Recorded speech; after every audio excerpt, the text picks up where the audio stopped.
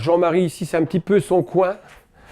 Jean-Marie est le plus productif, il est bon en tout ce qui est créatif, donc il est très bon en peinture, il est très bon en linogravure, il est très bon en céramique, il est très bon en sculpture.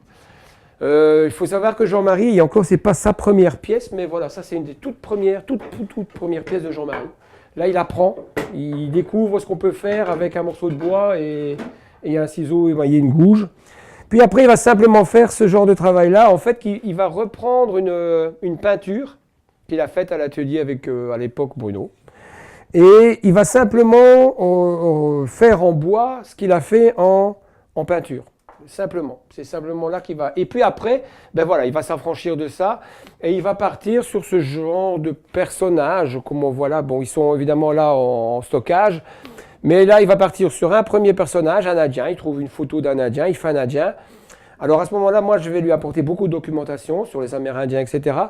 Il y a aussi une contrainte que j'impose, entre guillemets, quand je vois quelque chose qui apparaît, qui est intéressant, c'est que je leur demande au minimum de faire 3 pièces pour voir si la chose est cohérente, s'il y a un suivi dans l'idée, etc. Bon, là, il est parti sur ce sujet-là, il en a fait 5. Et puis voilà, après, il est parti, il a vu autre chose, il est parti sur...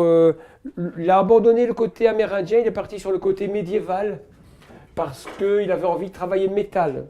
Et donc voilà, il part sur ce genre de personnage. Encore ici, il manque les pièces, etc.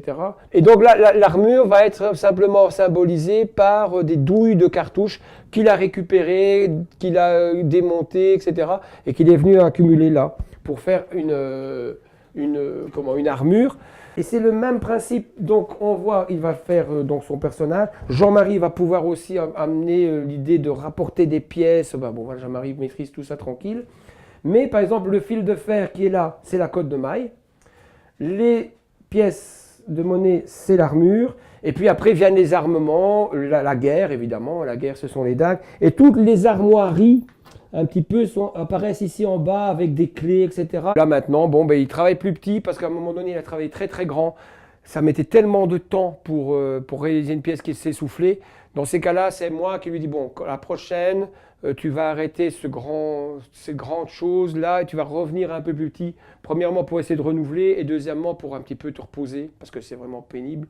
Et donc voilà, il part là-dessus. Donc là, il y a du jeu là-dedans. Hein, il y a un peu de jeu. Il va récupérer des clous, des cuivres de bobinage de moteur, des petites douilles. Et voilà, il va partir sur un autre univers parce qu'on n'est plus du tout dans la... On est toujours dans le guerrier, mais on n'est plus dans l'armure, on n'est plus dans la décoration. Voilà, ça c'est Jean-Marie. Ouais. Qu'est-ce que tu aimes bien faire dans la sculpture? Qu'est-ce qui te plaît? Qu'on appelait le bois. Le bois. Le bois, manipuler le bois? Ouais. Ouais. Le bois.